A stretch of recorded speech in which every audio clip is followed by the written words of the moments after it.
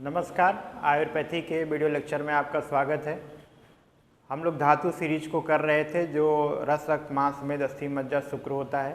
तो उसमें हम लोगों ने 2-3 धातुएं कवर कर ली है। आज मेद धातु हम लोग को पढ़ना है। तो मेद धातु में हम लोग को पता है कि धातु में मांस जैसे रसाद रक्तम वाला जो कॉन्सेप्ट है क्षीर न्याय को बताते हुए, या धातु पुष्यति धातु वाला जो कॉन्सेप्ट है, तो मांस से क्या होता है, मेद धातु की उत्पत्ति होती है। तो आज हम लोग मेद धातु के बारे में पढ़ेंगे।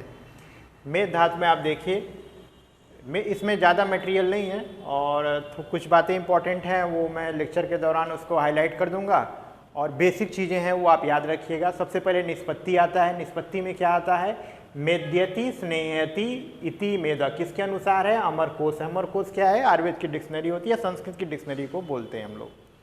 क्या कहलाता है, मेद्यति स्नेहति इति मेद, या फिर स्नेहार्थक त्रिमदा स्नेहने। धातु से मेद शब्द बना हुआ है जिसका अर्थ क्या है, यह शरीर का स्नेहन करती है। तो शरीर का स्नेहन करने वाली जो एंटिटी या धातु है वो धातु क्या कहलाती है, मेद धातु कहलाती है। स्वरूप को देखिए, स्वरूप को आचार्य प्रियव्रत शर्मा के अनुसार बताया गया है। डिफिनीशन ज़्यादा रेफरेंसेस नहीं मिलते थे, तो आचार्य प्रियव्रत शर्मा ने जो इसको डिफाइन किया वो हम देखते हैं। पहले सांद्र सर्पिनिभम स्नेह धातु स्तरयः शरीरज, अर्थात मेद धातु जमे हुए घृत के समान, जमे हुए सांद्र सर्पिप, सर्पी जो होता है वो किसका पर्याय होता है, घृत का होता है। तो जमे हुए घृत के समान स्नेह धातु होता है जो शरीर का स्नेहन करता है। तो ये हमको याद रखना है। आचार्य प्रियव्रत शर्मा जो हैं अभी बहुत पुराने तो नहीं, अभी हम लोगों ने उनकी बहुत सारी किताबें पढ़ रखी हैं। एक किताब हम लोगों ने पढ़ा है, क्या पढ़ा है, द्रव्यगुण विज्ञानी, ये 5 वॉल्यूम में आती है, ये याद रखिएगा। द्रव्यगुण की किताब सेकेंड ईयर में आप हम सभी ने पढ़ा है, बहुत अच्छी पुस्तक है। और एक आयुर्वेद का वैज्ञानिक इतिहास आता है, ये भी इनके द्वारा लिखी हुई पुस्तक है, ये भी बहुत इंपॉर्टेंट है तो हिस्ट्री ऑफ आयुर्वेद का पोर्शन, लेकिन आपको यही मैं बता दे रहा हूँ तो थोड़ा याद कर लीजिएगा। आयुर्वेद का वैज्ञानिक इतिहास। तो जो लोग आयुर्वेद के सुधी हैं उनको आयुर्वेद के बारे में जानना है कि आयुर्वेद की उत्पत्ति कैसे हुई, आयुर्वेद कहाँ कहाँ तक फैला हुआ है, वो सारी चीज़ें क्या होता है हम उसमें पढ़ सकते हैं आयुर्वेद के वैज्ञानिक इतिहास में। एक और बहुत पीजी का क्वेश्चन बार बार पूछा जाता है, पुष्प आयुर्वेद। पुष्प आयुर्वेद, पुष्प आयुर्वेद किसने लिखा है, तो याद रखिएगा आचार्य प्रियव्रत शर्मा ने लिखा है, ये याद रखिएगा। और बाकी हम आगे देखते हैं। आगे आता है उत्पत्ति, आखिर मेद धातु की उत्पत्ति कैसे होती है। तो इन जनरल हमें तो पता है, जो श्लोक हम लोगों ने याद कर रखा है शुरुआत से ही, क्या है, रसाद रक्तम ततो न मांसन, मांसन मेद। क्या होता है, मांस से मेद की उत्पत्ति होती है, अस्तनो मज्जा तथा शुक्रात गर्भ प्रसादज। तो ये श्लोक याद कर लीजिएगा। और अभी हमारा रेफरेंस वैल्यू यहाँ पे क्या है, मांसन मेद ततो, यानी मांस से मेद की उत्पत्ति होती है। चरक चिकित्सा, गृहिणी चिकित्सा अध्याय में जो बताया गया है वो इम्पॉर्टेंट है, वो देख लीजिए। स्व उष्मणाम पक्वम एव तत स्व तेजो अम्बु गुड़ स्निग्धो रिक्तम पक्वम में मेदो अभिजायते। तो कहने का मतलब देखिए, मांस क्या होता है कि वह सॉलिड चीज़ है, ठीक, हमने पढ़ा था, जिसको मांग धातु से बना था, जिसको पहली बार हम क्या कर सकते हैं, माप कर सकते हैं। तो यहाँ पे क्या बोलते हैं, वह अपनी उष्मा से पक्व हो जाए, यानी जब उस पर मेदा अग्नि कार्य करेगी तो क्या होगा, वो मांस अग्नि, जो मांस का जो सूक्ष्म भाग आता है जो अगली धातु को बनाता है, तो क्या होगा, उसमें वो पक्व हो जाता है अपनी उष्मा से। या फिर अम्बु तेज, तेज अम्बु, अम्बु मतलब जल, तेज और जल के वहाँ पे होने से क्या होता है, मांस धातु में स्निग्धता आ जाती है। जो स्निग्धता आती है उसी को हम लोग मेद कहते हैं।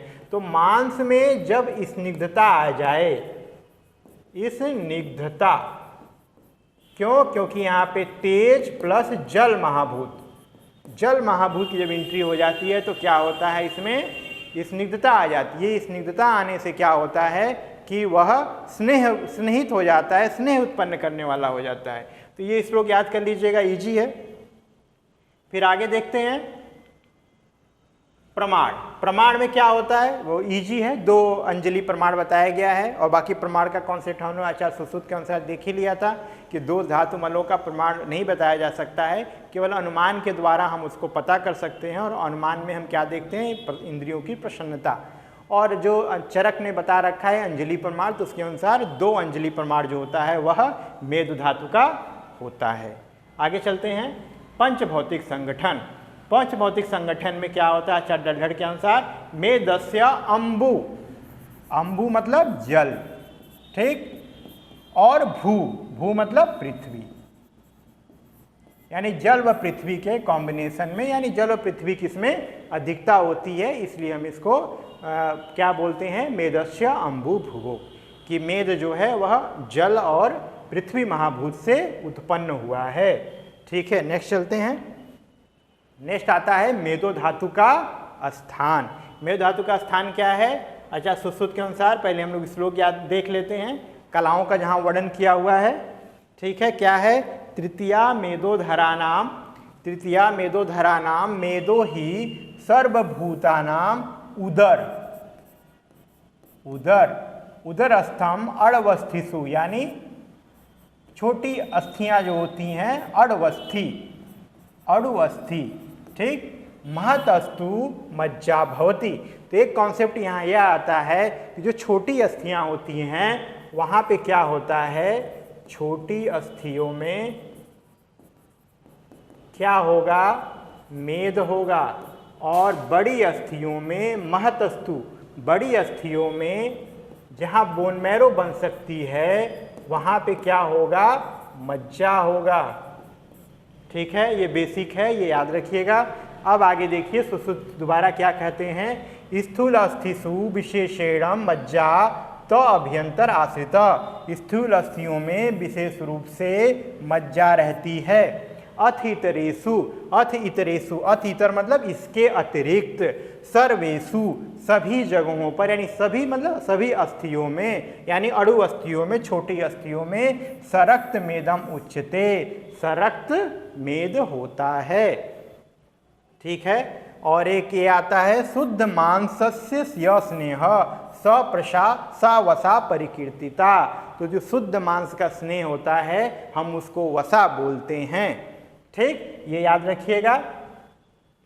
बाकी यहाँ छोटी और बड़ी अस्थि का जो कॉन्सेप्ट है वो क्लियर हो गया होगा मुझे लग रहा है। अब आगे चलते हैं। आगे आता है सांद्र सर्पी निभा स्नेह धातु, सांद्र, सांद्र सर्पी निभा स्नेह धातु स्तूर्य शरीरजः पेश्यांतरे त्वध उदर तिष्ठति। ये आचार्य प्रियव्रत शर्मा ने, अभी मैंने बताया था, एक पुस्तक का नाम याद रखिएगा, आयुर्वेद का वैज्ञानिक इतिहास और पुष्प आयुर्वेदा, आचार्य प्रियव्रत शर्मा ने लिखा है। ठीक है, और इसमें क्या आता है जो अभी हमने पढ़ा था कि सांद सर्पी जमे हुए घृत के समान क्या होता है, मेद होता है। तो ये रहता कहाँ है, स्थान इन्होंने बताया पेश्य अंतराले। पेश्य अंतराले का मतलब क्या होता है, पेशियों के अंतराल में, पेशियों के बीच में। त्वग अध, त्वग अध मतलब त्वचा के नीचे। उदर अन्वत यानी उदर के भी नीचे, यानी कि पेशी, त्वचा और उदर। तो पेशियों के बीच में, पेशी में क्या होगा, पेशी के बीच में। ठीक, त्वचा के नीचे और उदर के नीचे। नीचे मीन्स ये सब क्या है, फैट डिपोज बोल सकते हैं, या फैट के रहने का स्थान है, वही सारी चीजें हैं, आप याद रखिएगा। आगे चलते हैं। मेद धातु का कार्य। मेद धातु हमारे शरीर में क्या कार्य करती है, तो मेद धातु हमारे शरीर में कार्य क्या करेगी वो देखिए। सबसे पहले आता है मेदः स्नेह स्वेदो दृढ़त्वम पुष्टिम अस्था च। ठीक, तो क्या होता है, मेद क्या करता है हमारे शरीर में, स्नेह उत्पन्न करता है, स्वेद उत्पन्न करता है और दृढ़ता लाता है, और एक कार्य और करता है, रस रक्त मांस मेद अस्थि, अस्थि की उत्पत्ति में सहायक होता है। तो स्नेहन करना, स्वेदन करना, दृढ़ता लाना और अस्थि अगली धातु की पुष्टि करना, ये 4 कार्य किसके हैं? मेद के हैं। ये याद रखिएगा। बाकी ये चरक चिकित्सा का श्लोक है, बार बार आता है, इसलिए याद कर लीजिए। एक बार याद करिए, 7 जगह लिखिए। क्या आता है? रसाद रक्तम तत्व मांसन, मांसन में तो अस्थि च, मांस से तो मेद बना, ये उत्पत्ति का श्लोक था। लेकिन अगले शब्द में क्या है? ततो अस्थि च, यानी कि अस्थि की भी उत्पत्ति मेद के द्वारा होती है। तो ये इजी हो गया, याद हो जाएगा आपको। ठीक है, आगे चलें। मेदवह स्रोतस, मेदवह स्रोतस क्या होता है? देखिए, मेदो वहानाम स्रोतसाम वृक्को मूलम वपावहनम च, वृक्को मूलम वपावहनम च। ठीक, स्रोतस मेद वह द्वे, द्वे होगा त्रयोमूलम कटी वृक्को च। तो चरक के अनुसार क्या है? वृक्क है और वपावहन है, और सुश्रुत के अनुसार क्या है? कटी और वृक्क है। सोता दृष्टि का हेतु क्या होगा? बहुत इंपॉर्टेंट है, जो याद करना होगा आपको, वो मैं बता देता हूँ। अव्यायामात, जो व्यायाम नहीं करते। दिवा स्वप्न, दिन में सोते रहते हैं। मेद्यानाम चति भक्षणम, मेद्य आहार विहार करते हैं, यानी कि मेद्य खाते हैं, यानी मांस का सेवन करते हैं। अति भक्षणात्, अति अधिक मात्रा में सेवन करते हैं। ठीक, मेदवाहिनी दुष्यंती वारूढ़ियम चति सेवनात्, यानी कि जो लोग मदिरा का सेवन करते हैं। वारूढ़ी क्या है? यहाँ पे मदिरा का प्रकार है। मदिरा मतलब एल्कोहल। ठीक, ये याद रखिएगा। अब आगे चलते हैं। अब आया सोतोदुष्टि का लक्षण। मेद व सोतदुष्टि का अगर हो जाएगा तो क्या होगा? मेद वह स्रोतसम मेद संश्रयास्तु प्रचक्षमहे। जो इंपॉर्टेंट क्या है? निंदिनानी, अष्ट निंदित पुरुष की उत्पत्ति होगी। अति स्थूल, अति कार्य, अति दीर्घ, अति लघु, अति श्वेत, अति कृष्ण, इस तरह के जो अष्ट निंदित पुरुष होते हैं उनकी उत्पत्ति होगी। अति लोमस और लोमस, ये सारा आएगा। प्रमेहाणाम पूर्व रूपाणी, यानी कि प्रमेह के पूर्व रूप आएंगे। जटिली भाव केसेसु वाला श्लोक है, वो पढ़ लीजिएगा। ठीक, वो पूर्व रूप आएंगे तो 2 चीजें आती हैं, अष्ट निंदित और प्रमेह का पूर्व रूप। और सुश्रुत क्या बताते हैं? विद्य लक्षण इन्होंने बता रखे हैं। स्वेदागमन स्निग्धता, तालु शोष, स्थूलता, सोफ, पिपासा च, ये लक्षण आएंगे। स्रोतस में ऑलरेडी डिस्कस हो चुका है, उसको वहाँ जाके एक बार देख लीजिएगा। नेक्स्ट चलते हैं। उपधातु क्या होगी? उपधातु हम लोग आराम से पढ़ रहे थे एक एक करके, अब थोड़ा थोड़ा और आगे बढ़ते जाएंगे। रसात स्तन्यम, स्त्रीणाम रक्तम, असृजः कंड्रासिरा, मांसात वसा त्वच सटच, मेदसः स्नायु संभव। तो हमारे मतलब का यहाँ पे क्या है? मेद का उपधातु क्या है? स्नायु है। लेकिन जो आपका शुरू से हम लोग पढ़ रहे थे तो रस का क्या था? स्तन्य और आर्तव, स्तन्य और आर्तव। रक्त का क्या था? कंडरा और सिरा, कंडरा और सिरा। ये लगभग कंप्लीट हो रहा हमारा श्लोक। मांस का क्या है? वसा और 6 त्वचाएं, वसा प्लस षड त्वचा। और मेदसा स्नायु संभव, मेद की उपधातु क्या है? स्नायु। और यही जब सेम चीज आएगा और लास्ट में डल्हड़ का ओपिनियन आता है, मेद का क्या आता है? स्नायु संधि च। तो ये हो गया आपका चरक जी का। और जैसे ही डल्हड़ का ओपिनियन आएगा तो स्नायु प्लस संधि, संधियां जो होती हैं, जो ज्वाइंट्स होते हैं, उसको इन्होंने काउंट किया है मेद की उपधातु के रूप में। तो ये याद रखिएगा। किसके अनुसार है ये? आचार्य डल्हड़ जी के अनुसार है। डल्हड़ कौन थे? सुश्रुत के टीकाकार हैं। कौन से टीका लिखी है? निबंध संग्रह, याद होना चाहिए। फिर आगे देखिए सारंगधर के अनुसार, तो हम इसमें देख लेते हैं। स्तन रसम नाड़ी नाम, हमारा काम का क्या है? स्वेदो, स्वेदो। इसकी उपधातु उन्होंने क्या बता रखी है? स्वेद बता रखा है। और बहुत सुंदर श्लोक है, पूरा याद कर लीजिएगा। जब शुक्र तक आएगा तो हम लोग देखेंगे शुक्र की धातु उपधातु के रूप में उन्होंने ओज बता रखा है, जो कि किसी ने नहीं बताया है। ये इंपॉर्टेंट है, श्लोक हम एक्सप्लेन करते आएंगे आगे तो बताएंगे। बाकी अभी हमें याद क्या रखना है, इसकी उपधातु के रूप में उन्होंने स्वेद बता रखा है। आगे चलें, आगे आता है धातुमल। धातुमल का भी कॉन्सेप्ट क्लियर है। यहाँ पे क्या होगा, स्वेद को धातु मेद के मल के रूप में बताया गया है। किट्टम अन्यस्य वीडमूत्रम, आहार का मल क्या होता है, वीड यानी पुरुष और मूत्र होता है, और रस का क्या होता है, कफ होता है। असृजम पित्तम, रक्त का क्या होता है, पित्त होता है। मांस का क्या होता है, खमल होता है। और स्वेद मेद का क्या होगा, स्वेद होगा, ये याद रखिएगा। बाकी तो सेम चीज है, इन्होंने भी सेम ही बता रखा है। और कफ पित्त मलाखेसु प्रस्वेदन स्नेहो अच्छित वामोसो धातु नाम क्रमशः मल। तो ये याद रखिएगा, मेद जो है मल होता है, धातु के मल के रूप में किसने बता रखा है, चरक ने बता रखा है। ठीक है, फिर आगे आते हैं, यहाँ भी प्रस्वेदन दे रखा है, तो स्वेद मतलब स्वेद या मल। ठीक, सबने स्वेद ही बता रखा है। आगे चल रहे हैं, मेद क्षय के लक्षण क्या होंगे। मेद क्षय का लक्षण संधि नाम स्फुटनम ग्लानिरक्षणो आयास च। संधि नाम स्फुटनम, संधियों में क्या होगा, स्फुटन होगा, चट चट की आवाज आएगी। ग्लानिर अक्षरो, आंखों में ग्लानी होगी या ग्लानी महसूस होगा। अक्षरो आयास एवं च, थकावट ज़्यादा रहेगी। लक्षणम मेदसी छेड़े, मेद के छेड़ से होने से क्या होगा, तनुत्वम च उदर से च, उधर जो होता है वो पतला हो जाएगा।